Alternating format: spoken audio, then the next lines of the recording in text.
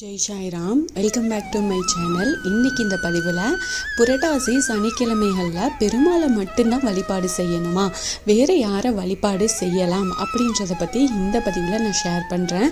பெருமாளோட அருளை பெறுவதற்கு மிகவும் ஏற்ற நாள் புரட்டாசி சனிக்கிழமை அப்படிங்கிறது எல்லாருக்கும் தெரியும். புரட்டாசி சனிக்கிழமையில் பெருமாளின் அருளை பெறுவதற்கான வழிபாடு செய்கிறதோட மற்றொரு தெய்வத்தையும் வழிபாடு செஞ்சோம் அப்படின்னா வாழ்க்கையில் மிகப்பெரிய மாற்றத்தை நம்மளால கண்கூட பார்க்க முடியும்.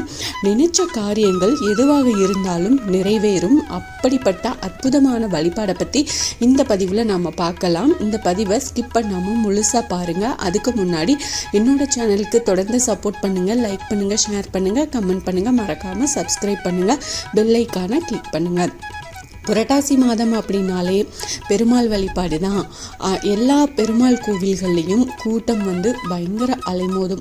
அதுலேயும் புரட்டாசி சனிக்கிழமை இன்னும் அதிகமாகவே கூட்டம் இருக்கும். புரட்டாசி மாதம் முழுவதும் விரதம் இருக்க முடியாத நிறைய பேர் புரட்டாசி மாத சனிக்கிழமைகளில் மட்டும் விரதம் இருந்து வழிபாடு செய்கிறத வழக்கமாக வச்சுருப்பாங்க. இந்த திருப்பதியில் பிரம்மோற்சவம் நடக்கிறது போலவே பல பெருமாள் கோவில்கள்லையும் வருடாந்திர திருவிழாக்கள் நடைபெறுறது வழக்கமாக இருக்குது. புரட்டாசி மாத சனிக்கிழமைகள் பெருமாள் விரதத்துக்கு உகந்தவை. இந்த புரட்டாசி சனிக்கிழமைகளில் யாருக்குமே கடன் கொடுக்கவும் கூடாது, கடன் வாங்கவும் கூடாது. ஆனால் தான தர்மம் நிறைய செய்யலாம். காகத்துக்கு அன்று ஆலை இலையில் எள்ளும் வெல்லமும் கலந்த அன்னமும் வைக்கிறது சனியின் தாக்கம் கண்டிப்பாக நீங்கும். இந்த பெருமாள் வழிபாடு திருப்பதி வெங்கடாச்சலபதி பெருமாளை புரட்டாசி சனிக்கிழமைகளில் வணங்குறது பெரும் புண்ணியத்தை கொடுக்கும். திருப்பதியில் புரட்டாசி சனிக்கிழமைகளில் வழிபாடு செய்கிறது மிகவும் சிறப்பு. நேரடியாக திருப்பதி சென்று வழிபட முடியாதவங்க வீட்டில் வெங்கடாச்சலபதி திருவுருவ படத்தை வச்சு வழிபாடு செஞ்சுக்கலாம். இந்த இதில் வீட்டில் வெங்கடாச்சலபதி படம் ஒன்று வச்சு துளசி மாலை சூட்டி இந்த வெங்கடேஸ்வர அஷ்டகம் சொல்லி பூஜை செஞ்சு நெய் தீபம் ஏற்றி வச்சு நாம் வெங்கடாச்சலபதிக்கு உகந்த நெய்வேத்தியங்களை வச்சு வழிபாடு செஞ்சுக்கலாம். இந்த புரட்டாசி சனிக்கிழமை அப்படிங்கிறது பெருமாளுக்கு மட்டும் இல்லாமல் ஆஞ்சநேயரை வழிபாடு செய்கிறதுக்கும் ஏற்ற நாள். பொதுவாகவே சனிக்கிழமைகளில் விரதம் இருந்து ஆஞ்சநேயரை வழிபாடு செய்கிறது சிறப்பானது. கிரகதோஷம் இருக்கிறவங்க புரட்டாசி சனிக்கிழமைகளில் ஆஞ்சநேயர் கோவிலுக்கு போய் வழிபாடு செஞ்சீங்க அப்படின்னா சனியின் பிடியிலிருந்து நம்மளை காப்பாற்றுவார். ஆஞ்சநேயரை வழிபாடு செஞ்சோம் அப்படின்னா சிவனையும் பெருமாளையும் சேர்த்து வழிபட்ட புண்ணியம் நமக்கு கிடைக்கும்.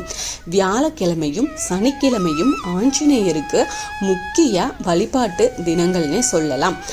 ஆஞ்சநேயருக்கு செந்தூரம் பூசி வெண்ணெய் சாற்றி வெற்றிலை மாலை வடமாலையோடு ஸ்ரீராம ஜெயம் எழுதிய காகிதத்தை அந்த மாலையை ஆஞ்சநேயருக்கு அணிவிச்சோம் அப்படின்னா அவரோட பரிபூர்ண அருள் நமக்கு கிடைக்கும். ஆஞ்சநேயருக்கு பார்த்தீங்கன்னா துளசி மாலை சாத்தி வழிபாடு செஞ்சோம் அப்படின்னா சனீஸ்வரரோட பாதிப்புகளில் இருந்து விடுபடலாம்.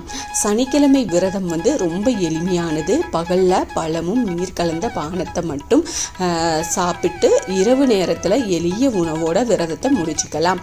மாலை நேரத்தில் பக்கத்தில் இருக்கக்கூடிய பெருமாள் கோவிலுக்கு போய் எள் கலந்த நல்லெண்ணெய் தீபம் ஏற்றலாம். இந்த சனிக்கிழமை விரதத்தோட பலன்கள்லாம் பார்த்திங்கன்னா சனிக்கிழமை விரதம் எல்லா மாதங்களையும் நம்ம கடைபிடிக்கலாம். புரட்டாசி மாத சனிக்கிழமை மிகவும் விசேஷமானது.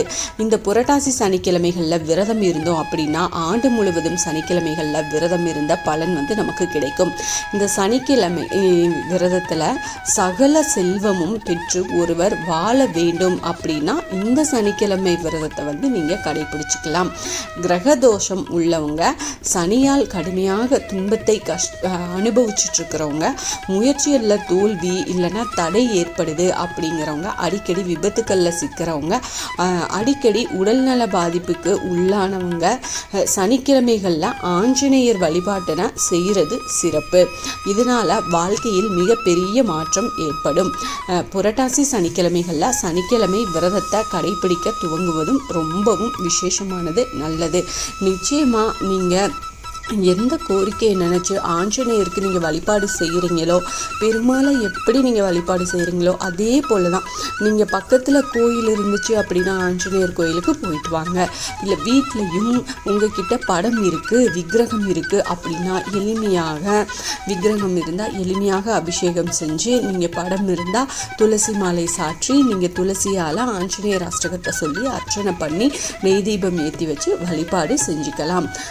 இது நிச்சயமாக உங்களுக்கு ரொம்ப கைமேல பலன் கொடுக்கும். இந்த பதிவு உங்களுக்கு பயனுள்ள பதிவாக இருக்கும் அப்படின்னு நான் நம்புகிறேன். இதில் ஏதாவது சந்தேகம் இருந்தால் எனக்கு கமெண்ட்டில் கேளுங்க, நான் பதில் சொல்கிறேன்.